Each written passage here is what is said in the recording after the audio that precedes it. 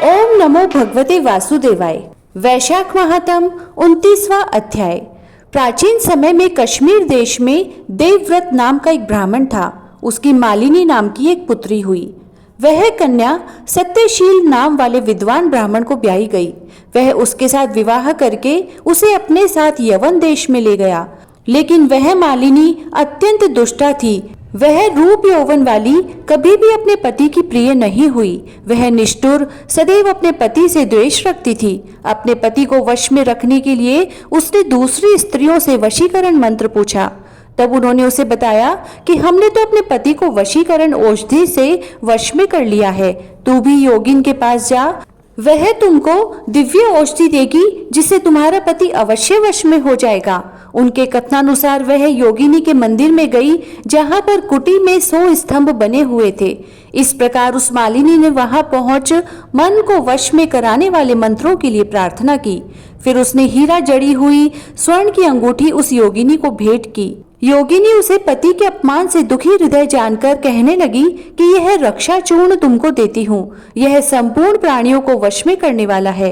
यह चूर्ण अपने पति को देकर उसकी ग्रीवा की रक्षा करना। तेरा पति तेरे वश में हो जाएगा। तेरे बुरे चरित्रों को देखकर भी तुमको कुछ न कहेगा। वह चूर्ण को लेकर अपने घर आई और संध्या समय दूध में मिलाकर अपने पति को दिया। उस चूर्ण को पीने से उसको क्षय रोग हो गया और वह दिनों दिन क्षयी होता चला गया तथा उसके ग्वाह स्थान में कीड़े पड़ गए। जब उसके पति की ऐसी दशा हो गई तो वह इच्छा पूर्वक विचरने लगी। तब उसका पति पीड़ा के मारे त्राही त्राही पुकारने लगा और कहने लगा कि मैं तेरी शरण में हूँ, तू मेरी रक्षा कर। मैं कभी पर स्त्री की इच्छा नहीं करूंगा, तेरा दास हूँ, मेरी रक्षा कर। अपने पति की ऐसी दशा देख वह बहुत घबराई और सोचने लगी कि यदि यह मर गया तो मैं सब श्रृंगारों से विहीन हो जाऊंगी। ऐसा सोचकर फिर योगिनी के पास गई और उससे सब वृत्तांत कहा। तब योगिनी ने उसे पहली औषधि का दाह शांत करने के लिए दूसरी औषधि दी। उसको पान करते ही उसका पति स्वस्थ हो गया। तब से उसका पति घर में रहता और उसके वशीभूत हो गया।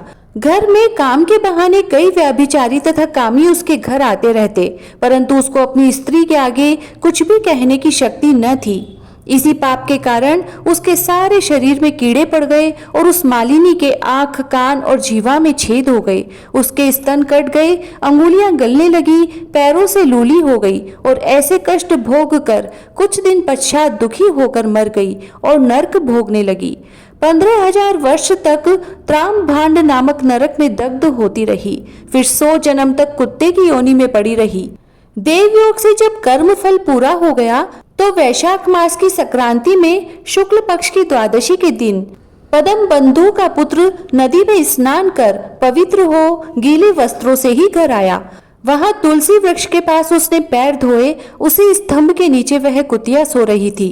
सूर्योदय से पहले वह कुतिया उस चरण धोए जल में लेट गई, जिससे उसके पाप तत्काल नष्ट हो गए और पूर्व जन्म के सब पाप कर्मों की याद हो गई।